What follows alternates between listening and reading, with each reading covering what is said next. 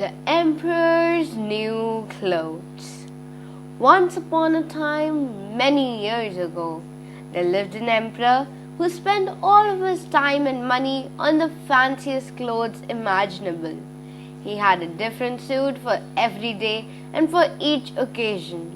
One for meeting with his ambassadors, one for horse riding, another for going to the theatre, yet another for going out for a stroll.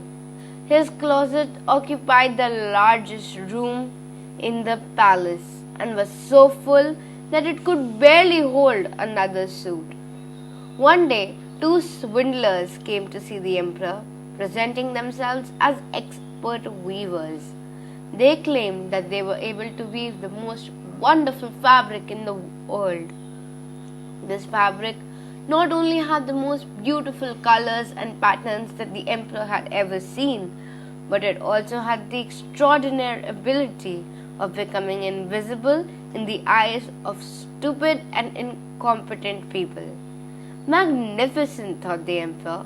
Not only will I have the most luxurious suit in the world, but I will also be able to find out if my subjects are intelligent and whether or not they are good citizens. And so he gave the false weavers all the money they required to start work immediately. But the two swindlers did not buy anything at all. They set up their looms and pretended to be busy at work with the finest silks and the most expensive gold thread on the invisible suit.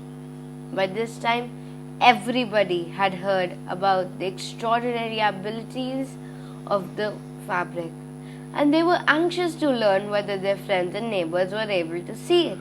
It's about time for me to find out how my suit is coming along, thought the emperor a few days later. But what if I can't see the cloth?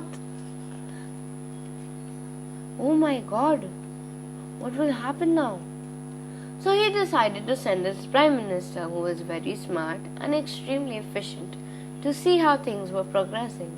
When the prime minister arrived at the workshop, he saw nothing on the looms. But for fear of seeming foolish or incompetent, he pretended to see a splendid suit. Oh, such magnificent cloth, he finally declared.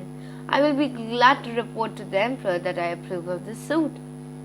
The false tailors asked for more money, claiming that they needed to buy additional cloth and more gold thread, although the loom was as empty as ever. The emperor granted their request, and a few days later he sent over another of his oldest and most trusted advisors. Is the suit to your liking, sir? The two rogues asked him, describing the colors and patterns of the suit that he was unable to see. It's truly extraordinary, the advisor exclaimed, so that no one would think him a fool. I'll tell the emperor that it is a magnificent suit. Soon all the townspeople were talking about the emperor's extraordinary new clothes. Finally, one afternoon, the emperor himself, accompanied by numerous ministers and advisors, went to see the suit. Isn't it beautiful, Your Majesty? The Prime Minister asked anxiously. Has Your Highness ever beheld a cloth of such exquisite color and such original patterns? Asked his eldest advisor. The emperor, try as he might, could not see a thing. Perhaps could it be that he was stupid? Maybe he was not fit to be an emperor. Splendid! Marvelous! He responded after reflecting on these thoughts for a moment. This suit is truly worthy of an emperor. I shall reward you with the kingdom's medal of honor, he announced to the two swindlers. Beautiful, admirable, agreed the group of advisors in unison. Your Majesty should wear it for Sunday's parade. And so it was decided. The night before the parade, the two false traitors kept the lights on in the workshop until dawn, pretending to be putting the finishing touches on the suit.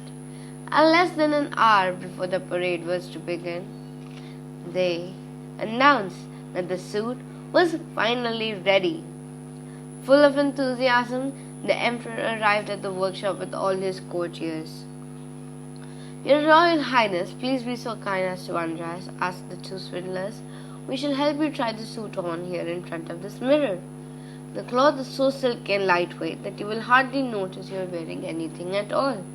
Thus, with absolutely no resistance on the emperor's part, the false traitors pretended to dress him.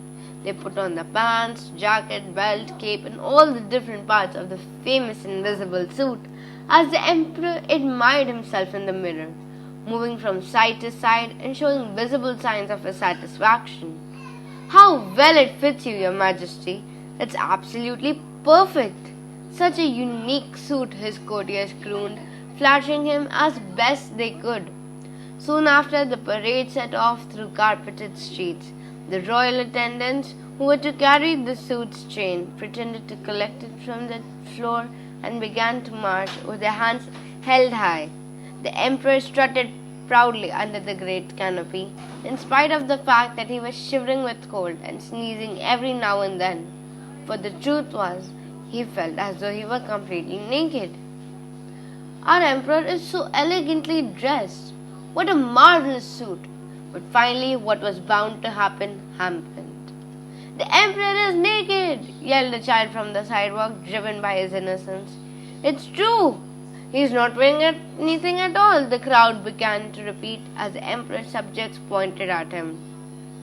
The emperor immediately realized what had happened, but since he was unwilling to admit in front of so many people that he was indeed a true fool, he raised his head high and continued the parade until the end, coughing and sneezing all the way. Far away from the spectacle, the false weavers were traveling to another kingdom with their bags full of the emperor's money. The end.